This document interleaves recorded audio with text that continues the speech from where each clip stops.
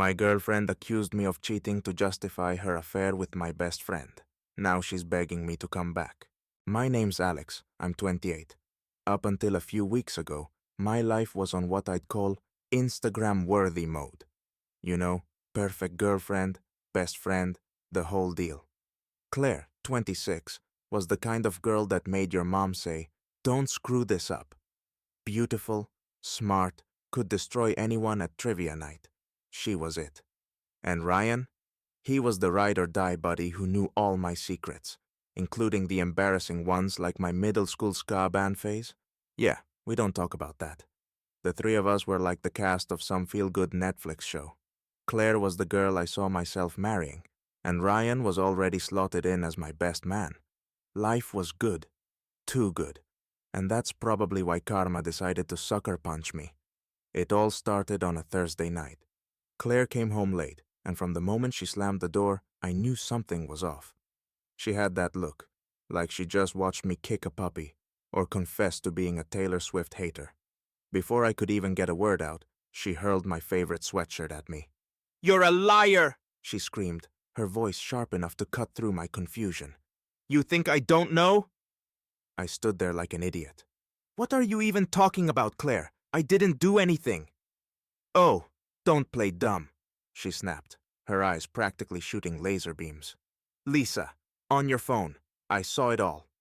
"Lisa? Who the heck is Lisa? The only Lisa I know is the one from second grade who used to eat glue." "I don't know any Lisa. What proof?" "Let me see this so-called proof," I said, half laughing at how ridiculous this was getting. But she wasn't laughing. Claire glared at me like I just confessed to world domination. "Don't try to gaslight me, Alex. I've seen enough," she spat, grabbing her purse and heading for the door. "Wait, where are you going?" I called after her, still trying to process what just happened. "To Ryan's," she said, slamming the door so hard I swear the walls shook. Ryan's? That was fine? I mean, he was her friend too, and maybe she just needed someone to vent to. I figured they'd talk it out, and she'd come back once she realized she was acting, insane. Spoiler alert, she didn't come back. Days turned into this awkward limbo where Claire was just gone. She didn't call, didn't text. Instead, she decided to turn her Instagram into her personal diary of betrayal. Every post was a punch in the face. Nothing too wild at first. Just her and Ryan hanging out late at night, snapping pics at his place, or posing with coffee cups in hand. But the captions? Oh, those were straight-up knives. Stuff like, "So grateful for real friends," or "Some people will always have your back." Yeah, I'll bet he's got your back. Probably your front, too. At first, I convinced myself it was innocent. I mean, Ryan's my best friend, right? Surely he wouldn't, right? But then Ryan started acting weird. Calls, ignored, texts, either left on read or met with the most vague, bro-ish replies ever. "She's just processing stuff, man. Give her space." Processing what? How to humiliate me further? And Claire? She wasn't content just ghosting me. Nope, she turned into some kind of chaos influencer. She started sliding into group chats with my friends, spreading enough rumors to fill a tabloid. "Alex isn't who you think he is. He's a cheater and a manipulator." Every message felt like she was drawing mustaches on my reputation. My friends began treating me like I had a scarlet letter tattooed on my forehead. But the grand finale came one night when I decided to take a drive. It was late, and honestly, I just wanted to clear my head. That's when I saw it. Claire's car parked outside Ryan's apartment. It was like a slap from the universe. My brain screamed, "Don't do it, Alex. You don't want to know." But my gut was like, "Oh, you're absolutely checking this out." I crept up to the window like the worst kind of private investigator. And there they were, sitting together on his couch. Not exactly Netflix and chill territory, but close enough to make my stomach turn. She was laughing at something he said, her hand casually resting on his arm, like they were filming a toothpaste commercial for worst friend ever. It felt like someone had reached into my chest, ripped out my heart, and stomped on it while humming a happy tune. I stood there frozen, trying to convince myself this wasn't what it looked like. Maybe it was innocent? Maybe it was. Who am I kidding? It was exactly what it looked like. But I didn't storm in. Not yet. That would have been too easy, too messy. I needed proof, something concrete to shove in their faces later. So, yeah, I did it. I became that guy. The one who follows his ex. Trust me, it wasn't a proud moment. But at that point, dignity was already out the window with Claire's self-respect. A week later, the universe decided to serve me a full-course betrayal buffet. I caught them, Claire and Ryan, sitting in some greasy diner on the other side of town. You know the kind of place. Sticky tables, fluorescent lights, and fries that taste like regret. I spotted them through the window, and let me tell you, it was like watching a bad rom-com, where the plot twist is, oh, everyone sucks. There they were, leaning across the table like two teenagers sharing secrets. Then it happened. Claire leaned in, her lips brushing his. My brain went static. It was like every neuron in my head screamed, "Is this a joke?" My heart was racing so hard I thought I might pass out. But instead of collapsing into a heap of betrayal, I stormed inside, the door slamming behind me like I was auditioning for a Tarantino movie.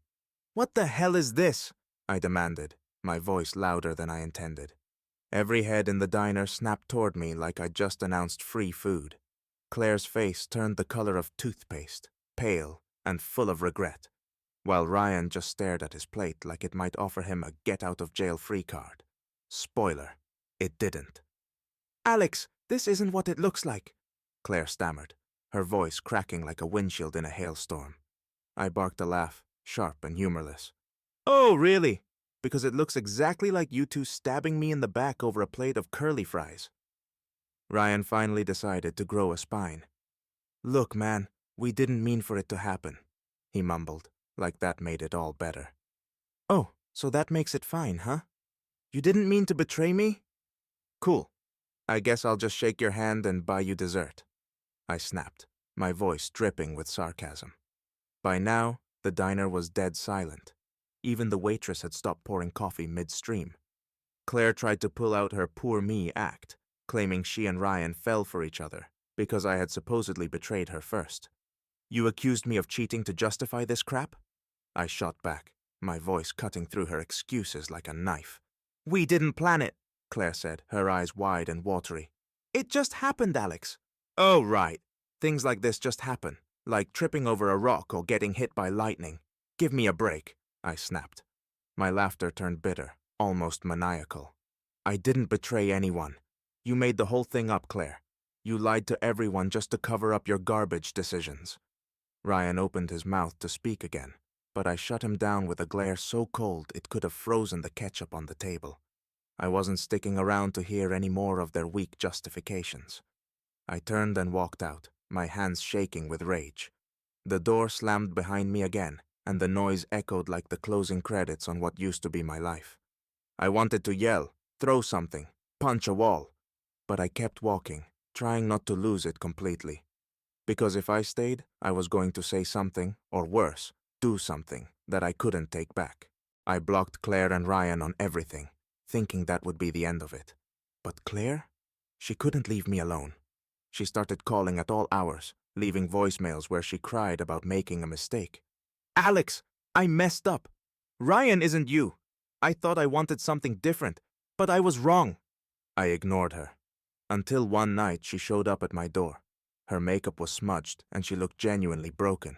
"Please, Alex, I need you back. I'll do anything," she whispered. But I couldn't. Not after what she'd done. "You burned every bridge, Claire. Go back to Ryan." "Oh, wait, you already dumped him too, didn't you?" I said, slamming the door. Weeks later, I found out Ryan moved to another state. Claire, from what I heard, started dating some guy she met online. As for me, I'm rebuilding. Slowly but surely, I'm learning to trust again. And next time, I'll make damn sure the people in my life are worth the risk.